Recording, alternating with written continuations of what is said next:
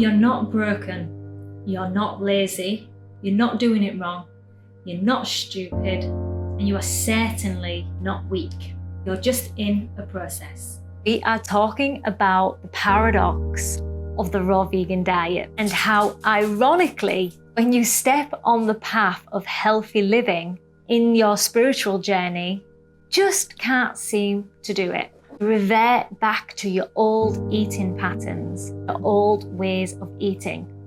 You crash, you binge, and you give into the cravings.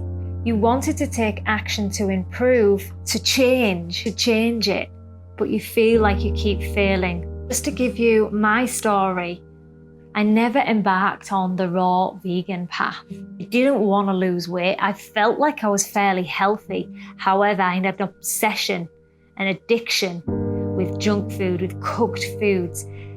I used food to numb, to suppress, to escape. It was not a healthy place to be in. It took over my life. I was forever restricting, then binge eating. I'd collapse and eat everything in sight. Then I would over-exercise to compensate. It was just a constant cycle of unhealthy way of living. I was unhappy, I was miserable, it was affecting my weight at times, but I'd manage it with over-exercising and then restricting. I didn't have total freedom. It was controlling my life, in my moods, the way I felt, my hormones, the way I viewed myself. I didn't like myself. I was miserable. I was depressed and insecure, couldn't even keep a job. I was in and out of work. I didn't know what I wanted. I was lost, I was confused, and I felt so alone. I was working in the gym. I was giving advice. I was showing people how to look good. But underneath, yeah, I may have looked okay, but it was a mess. It was fake. I was exhausted. Being on every single diet, over-exercising, restricting and binge eating was not sustainable and was not making me happy. It was just taking over my life. I always thought, is there something wrong with me? What's wrong with me? Why am I not normal? Food addiction was uncontrollable. I just didn't want to live like that anymore. I knew there was more for me. I desired a better life. I said to myself, I could continue this way of being, or I change and I can do something about it and focus on my happiness. So the way that manifested for me was like this. I got into self-development and spirituality and true health and vibrancy. I went vegan 13 years ago because I met a fruitarian and wasn't too sure about that lifestyle. I was curious, but vegan, a plant-based diet made sense. I loved animals. He was sharing about the dog meat trading and the atrocities that happen in the industry across China, Cambodia and Vietnam, that they eat dogs. And I was so shocked and traumatized. But he said there's no difference if you eating cows, chicken, just the culture, just the social conditioning, our programs, our culture. I was like, wow, yeah, it didn't sit right with me. I resonated in that we don't need to eat animals. If we love animals, we don't need to eat them. So that made sense. But also the plant-based diet, eating plants, and I can be healthy and thriving. He said that people are healing their addictions, their chronic issues, their challenges, their mental health. They're getting deeper into their spiritual practices. And it sounded incredible, but I was so far from that. I thought it was amazing, but I was like, whoa, this is a journey. From that, I cut out alcohol and I went plant-based. I started to delve deeper and following those on a raw vegan diet. Now, my first contact with a raw vegan many years ago was very bland, very boring. But when I met my friend James in Thailand, it was exciting. And he put me forward to Freely the Banana Girl and others that was eating a raw vegan diet. And I liked the concept. I saw there was never having a weight issue ever again. They wasn't depressed. They wasn't full of anxiety. There was healing chronic issues, serious chronic issues. And I wanted to prevent that. I knew I wasn't sick, but if I carried on the way I was going, I was going to have some serious problems. I became super intrigued. But the journey was messy.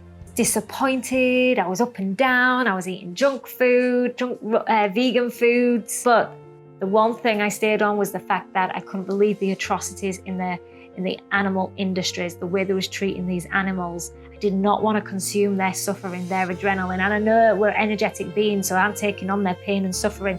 Didn't feel good for me. So that was a no-no, but I was not always healthy as a vegan. So I started to refine my diet. I already knew there was lies in the animal, the meat, dairy and egg industry, the way they treated the animals. And then I saw what was going into these foods. And I wouldn't even call them foods. Most of what's on the shelves these days are not our food to eat, to encourage us to be healthy. It was disgusting in what they're getting away with, that all these chemicals that they're putting in these foods, and then realizing denatured foods create mucus in the body, acidity. Our bodies are acidic or alkaline, and we really want to be creating health through an alkaline body, not acidic body. When we put acid on our skin, it burns, and this is what we're doing with the foods we are eating. Cooked food denatures food. We want undenatured, full of intact enzymes, nutrients in our foods. It was a completely different way of living than what I was used to. I had gone from a life of socializing, going out at the weekends and drinking and eating whatever I want, or, trying to be as healthy as I could, partially salads, half meat, dairy and eggs. Yeah, all of a sudden I've gone from socializing, gossiping, being involved with dramas, drinking lots of alcohol, eating junk food every day, to this new life of eating whole foods, meditation and talking about spirituality. Gave all the takeaways up. I gave all the alcohol up. I gave it all up, and it was scary. People talk about how these low vibrational foods, these toxic foods, to going from these healthy raw vegan foods, which really isn't a lot in society that's easily reached in the bars and restaurants. It's pretty difficult to integrate and assimilate into this new way of living traits. But then all of a sudden, I was seeing and being surrounded by those that were actually consciously reversing those traits and bringing more positivity in the world, a rebirth, a new identity, a daunting thing to go through. This is the thing about going raw vegan.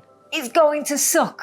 You're comfortable with the things that you've always been doing, especially at first. You're comfortable with the way things have always been. And then when you want to have a change, it shakes it all up. All of a sudden, wow, I need to reinvent myself. I need to relearn things. In fact, unlearn from especially the food industry. I need to let go of all parts of myself. I need to let parts of my old self die in order to allow new parts of myself to flourish. And that's really confusing. Some people never get to that point. They don't want it bad enough. But others are not content of where they are. They just feel something inside of them. They just decide to choose to eat healthy and change their life. Instead, you say, I'm going to create rituals that help with the transition. And I'm even going to change the circle of my friends, those people who I surround myself with. Once you step on that journey, you have to remember people in your life are not on that journey. And those people are either going to stick around or fall away. And it hurts when they fall away. It's hard when you've known them for such a long time. It could be even your family, your friends that you've known since school, but you just don't resonate with them anymore. They're not serving you and you're not serving them. Because when you hang out and they want to do this and you want to do that, that's not going to work long term. The mind is like, but they're my family. I've known them since school. I've got to hang on to them. But actually, no. It's time to let go, or at least distance yourself from them. Just your friends from school. You're not a bad person to be thinking that way. But the truth is, if you want to continue on this journey of growth, true vitality and health and fulfillment, feeling and looking your best self, or self-actualizing, making positive change in your life, you have to let them go. You don't have to be negative about it. Just naturally, they will start distancing themselves, and naturally you will move away. Live your life. I still speak to some of my old friends, but it's very little. I have so many new friends now, but it took some time.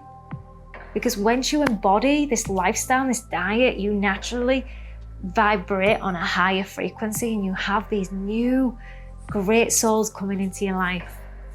When I go and visit old friends and they're still in their same ways of being, their eating habits, their lifestyles, it doesn't resonate. I'm shocked that they're doing this to themselves because I try to help.